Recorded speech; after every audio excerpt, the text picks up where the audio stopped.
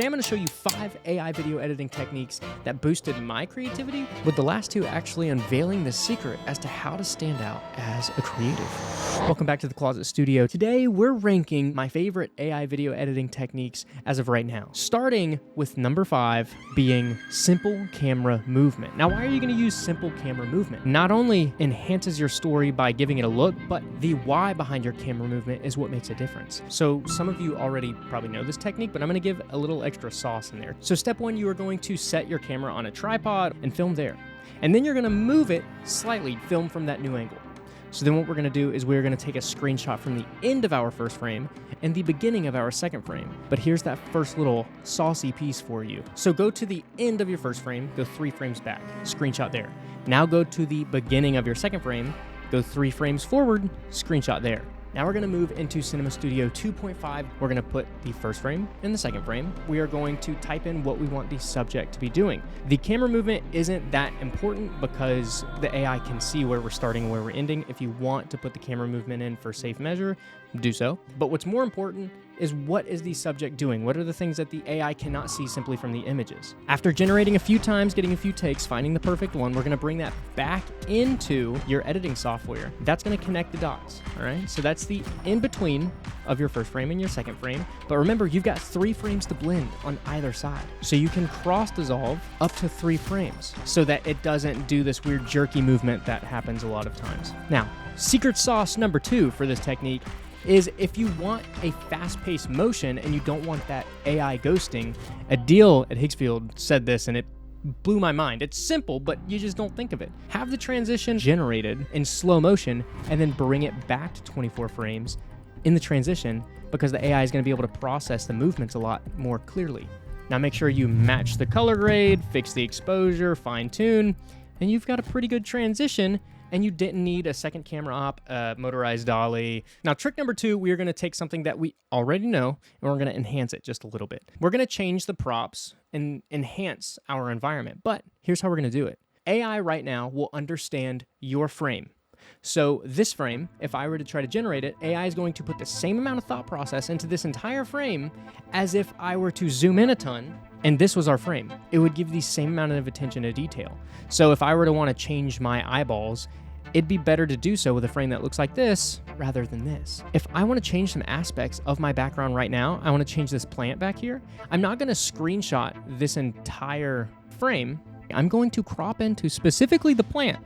And then from there, once you have a screenshot of the specific area you want to change and it's high enough resolution that the AI is not going to get confused as to what it is, we're going to take it into Nano Banana 2, and from there, we're going to put in the prompt what we want to change it to. Do I want to change it to a different plant? Do I want to change it to a futuristic weapon? I don't know what it is. What do you want to change it to?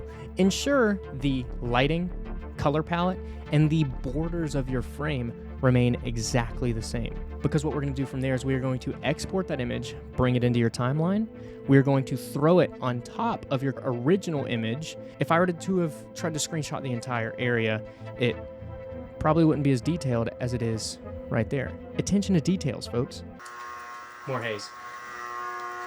Now we're about to get into my 3rd favorite AI trick that I've learned. But before we get there, if you'd like to sign up for Higgsfield and try out Cinema Studio 2.5, click the link in the description, go check it out, and implement these techniques to really set your video editing apart. Quick side note, I was just scrolling through Higgsfield and they just released their original series. Does that mean they're about to start competing with like streaming services? Is that what they're doing? That's crazy. I just watched the Arena Zero. That was like their first installment of their original series. You should check it out. That AI is crazy. Okay, we'll get back to this. They're crazy, dude. That's crazy. Now, moving into my 3rd favorite technique that I've learned, and this is a question that I get tons of comments about. Not only are we going to change our background or change props, but we're going to do it if we've got camera movement. Oh yes, I said it. Camera movement. Figured it out. So what we're going to do is we're going to repeat the process of changing the environment. After you composite it and put it onto your original frame, we're going to take a screenshot of this, and then we're going to export the desired clip that you want changed. We're gonna go into Kling 3.0 Omni Edit. Now, if you're watching this in the future, that's crazy to say, and Seedance 2.0 is on Higgsfield, use that. That's your new solution. You're gonna upload the video clip to the video section and the new image to the image section, and you're gonna type in change the environment and at video 1 with the environment and at image 1. Very simple. This past video, if you'd like to go check it out so you can see all these VFX really in play. Now we're getting into my top 2 favorite AI techniques that I've learned, and they almost tied for first, but the second favorite really showed me how I could find my creative identity, and that is AI pre-production. So how do we use AI in pre-production? Well, just like our camera, our lighting, our audio, all of our equipment, these are viable tools in our production workflow. AI is not going to replace what we do, it is going to rewrite how we do it, thus pushing the barrier of what we can create even higher. So just like going into a project, knowing what the post-production is going to be, or knowing what the VFX are going to be, which we should be doing anyway, we're gonna go into a project knowing exactly how we're gonna use AI. AI is a very reliable tool, and we need to treat it as such. Now, my 5th favorite AI trick as of right now, I actually discovered not too long ago. And it's something that is going to go much further than just making a cool effect. You could really take this and run with it. Let me hear me out. The AI buddy. Think about it. Do more people know Walt Disney, or do more people know Mickey Mouse? Do more people know... That's my only example. But think about it. Geico Gecko, Limu the Emu, and Doug. You know, the... What is that? What is that song? And Doug. That one. Limu, Emu. He got it.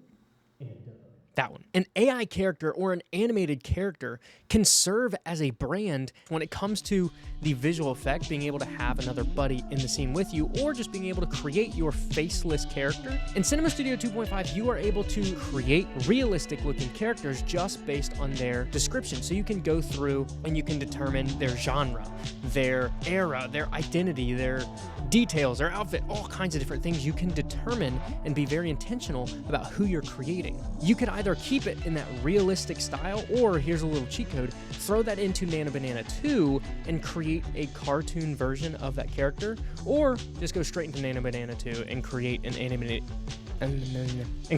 animated character, and you are able to now have animated videos. So how can you create an animated buddy in terms of video editing? You're going to move into the scene that you filmed on your tripod, and we're going to start with the same process. Screenshot the area where you want your clone, upscale if need be, throw it into Nano Banana, and add your element. So you'd say something like, at character, whatever your character's name is leaning against the bamboo in this scene. And just like before, make sure when you prompt that you say the framing, the color, the lighting, the composition remain exactly the same. So then what you're gonna do is you're gonna take that image into Cinema Studio, and you are going to prompt what the character is gonna do, what the character is gonna say, anything that the AI doesn't understand just from the image.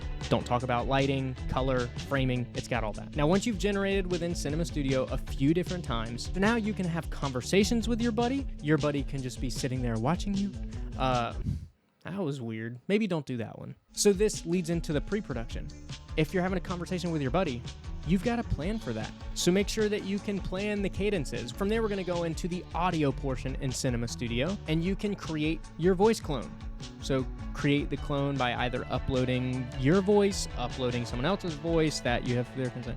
You're going to export the audio from your clone, upload that into the audio section, do voice changer, so now you have a consistent AI buddy. That one's a little bit more of a workflow, but boy, the opportunity. And this tool specifically taught me something.